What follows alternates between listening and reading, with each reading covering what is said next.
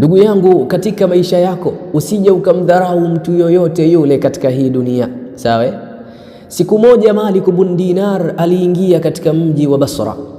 Baada ya kuwa ameingia katika mji huu, akasema ngoja nitafute nyumba ya Mwenyezi Mungu niende nikapumzike, nitafute msikiti niende nikatulie huko nikifanya ibada na adhkari mbalimbali. Sasa baada ya kutafuta msikiti, akawa ameenda katika msikiti mkubwa wa mji huu.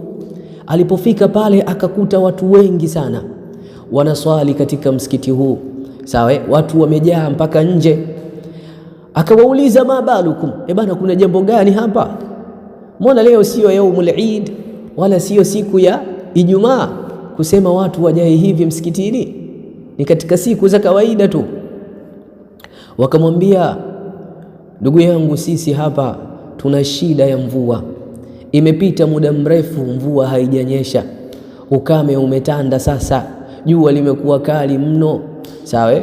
Mifugo inaangamia, hatupati mazao ya Malik.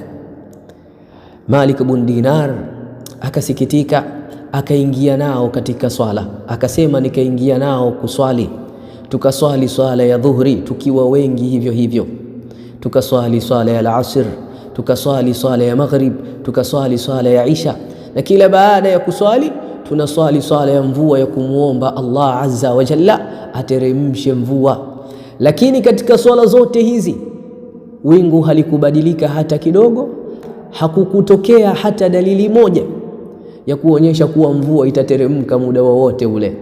Mpaka swala ya isha waumini wakawa wamesema, sasa hapa ngoja tutawanyike, kesho nayo ni siku. Watu wakaondoka wote isipokuwa Malik ibn Dinar, yeye akawa amebaki msikitini kwa sababu ni mgeni katika mji ule. Baada ya watu kutawanyika pale msikitini, msikiti ukawa kimya, na yeye akajiegesha katika pembe ya msikiti kule, sawa?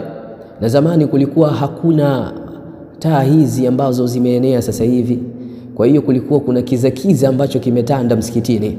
Sasa wakati wa usiku mkubwa kidogo, Malik ibn Dinar akiwa bado hajapitiwa na usingizi, anasema akamuona mtu mmoja akiingia msikitini. Huyu mtu alikuwa na pua ndogo, lakini vile vile alikuwa na tumbo kubwa, alafu alikuwa na mashuka mawili tu. Shuka moja amejistiri uchi wake wa chini, alafu shuka moja jingine amejistiri juu, amelipitisha hapa begani, amejifunika. Alipoingia msikitini bwana huyu akaswali rakaa mbili, lakini hizo rakaa mbili hakuzirefusha sana, aliswali kidogo tu.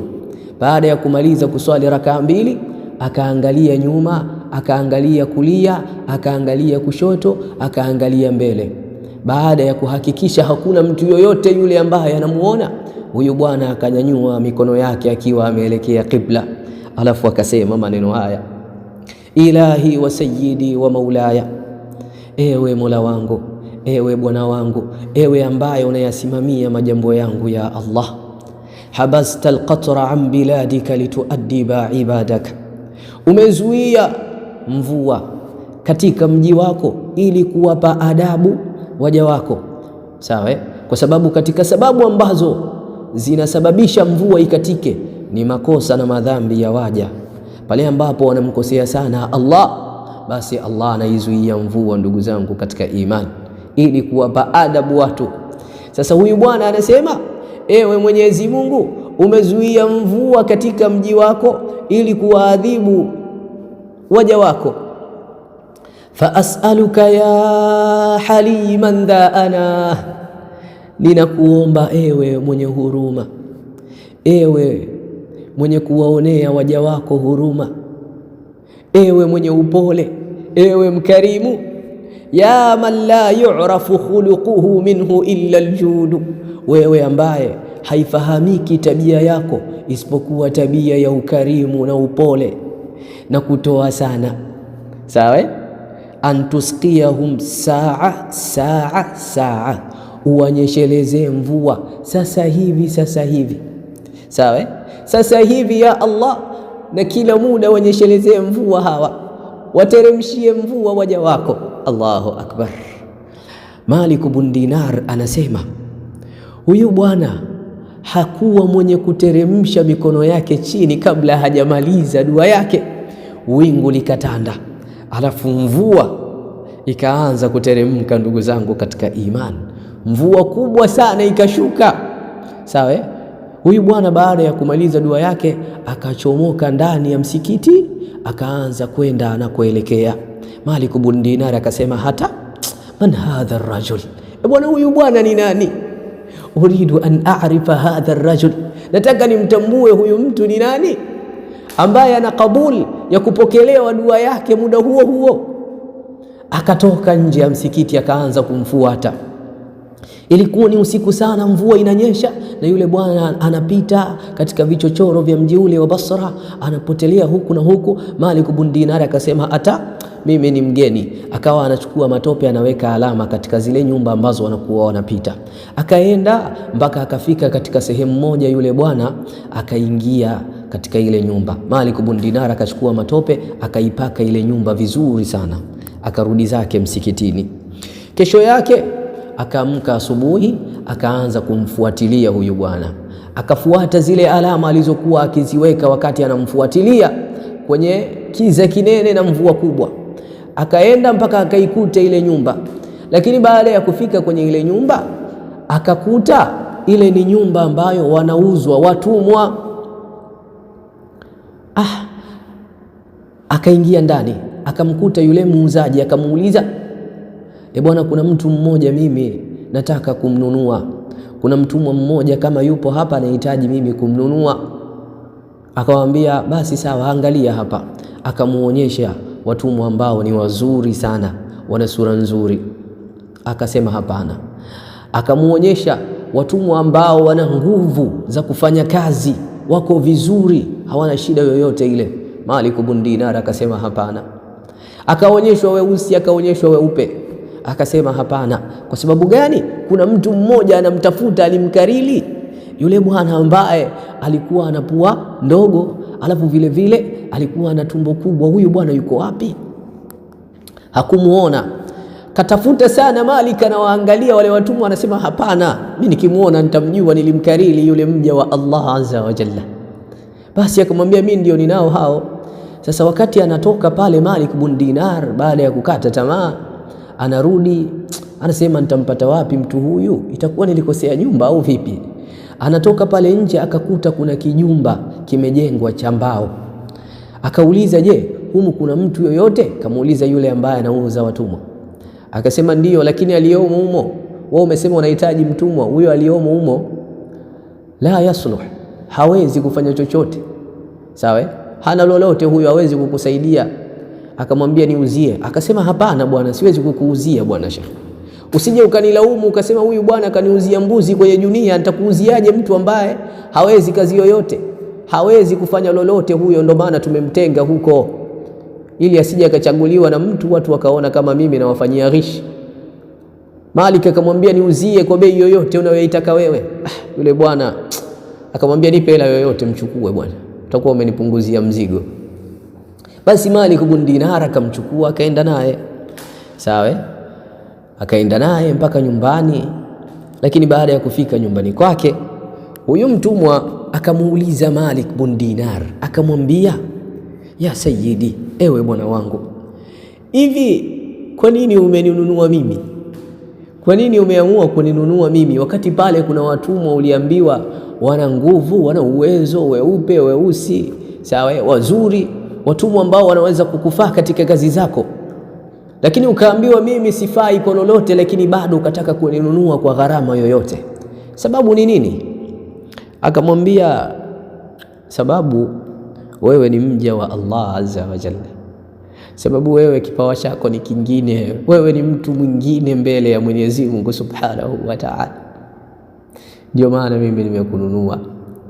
Imam Shafi'i rahimahullah anasema uhibbu as-salihin wa lastu minhum, mimi nawapenda wacha Mungu japokuwa mimi sio katika wao. La'alli an anala minhum ash-shafa'a, huenda nikapata kutoka kwa wao uombezi yaum al-qiyama, wakanitetea mimi kwa kuwapenda wao, kwa kuishi nao kwa wema, kwa kuwakirimu.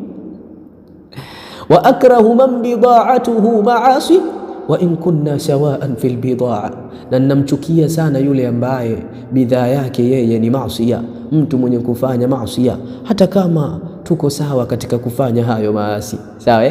Sasa huyu Malik ibn Dinar kampenda tu huyu mcha Mungu, kampenda huyu mtu mwema, ndio maana akamnunua.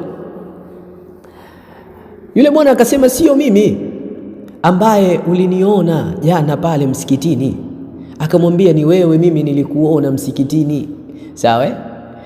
Ulikuwa ukiomba dua na uhakika ni wewe mimi, na maneno fulani na fulani ndio uliyatamka. Akamwambia, una uhakika ni mimi? Yule mtu anashangaa, ndio. Malik ibn Dinar anamwambia hivyo. Allahu akbar. Kwa hiyo umeninunua kwa sababu ulinisikia jana mimi nilikuwa nikiomba dua ya mvua na mvua ikashuka, si ndio? Malik akamwambia, ndio Sheikh, hiyo ndio sababu kubwa, mimi napenda watu wema na wewe ni mtu mwema, ndio maana nimekununua kukutoa huko kwenye kifungo. Allahu akbar. Yule bwana akamuuliza, una uhakika? Akamwambia, ndio. Malik ibn Dinar anasema, sikugeuza kichwa changu isipokuwa yule bwana pale pale akaelekea katika sijida, akasujudu muda mrefu mpaka nikashtuka, nikasema hebu ngoja niiname nimsikie anasema nini. Alichokisikia Malik ibn Dinar ni hiki hapa: ya sahiba sirri inna sirra qad dhahara fala utiqu hayatan ba'da mashtahara. Yule bwana alisema maneno haya, ya sahiba sirri, ya Allah, ewe mwenye kutunza siri, inna sirra qad dhahara, hakika siri yangu mimi, sawa, imeisha dhihirika, imeisha julikana. Fala utiqu hayatan ba'da mashtahara, wallahi siwezi kuishi tena hapa duniani baada ya kuwa hii siri imejulikana na kusambaa. Pale pale akiwa katika sijda, Malik ibn Dinar anasema mtu huyu akaondoka katika hii dunia, akaiaga hii dunia. Allahu akbar. Hawa ni watu wema ndugu zangu, hawa ni wale watu ambao walimtambua Mwenyezi Mungu ndugu zangu. Sawa? Huyu ni mtumwa ambaye alikuwa anaonekana hafai wala hana msaada wowote ule kwa bwana wake, lakini kumbe huyu bwana ni mtu special sana mbele ya Allah azza wa jalla. Sasa usimdharau mtu usiyemjua ndugu yangu. Almuslimu akhul muslim, muislamu ndugu yake muislamu. La yadhlimuhu, hamdhulumu wala yakhdhuluhu, wala hamfedheheshi wala yahqiruhu, wala hamdharau. Mtume sallallahu alayhi wa alihi wasallama ndiyo kasema maneno hayo, na ndiyo maana mmoja katika watu wema anasema, yambaghi lilinsani alla yahtaqira ahadan, inatakikana na inapaswa kwa mwanadamu asimdharau yoyote yule. Farubbama kana almuhtaqaru atharu qalban, kwa sababu huenda yule ambaye anadharauliwa akawa ni mwenye moyo mzuri, wa azka amalan, na akawa ana amali na matendo ambayo yanakubalika moja kwa moja, wa akhlas niyya, na akawa ana nia njema, kama huyu bwana ambaye alikuwa akidharaulika na bwana wake, lakini kumbe ana nia nzuri, ana nia njema inayotambulika kwa Allah azza wa jalla. Mashaallah. Ha ana Yasin Al-Haythami, Allah kubariki. Ona, subiri kwanza, usisahau kusubscribe chaneli yetu nzuri, sawa?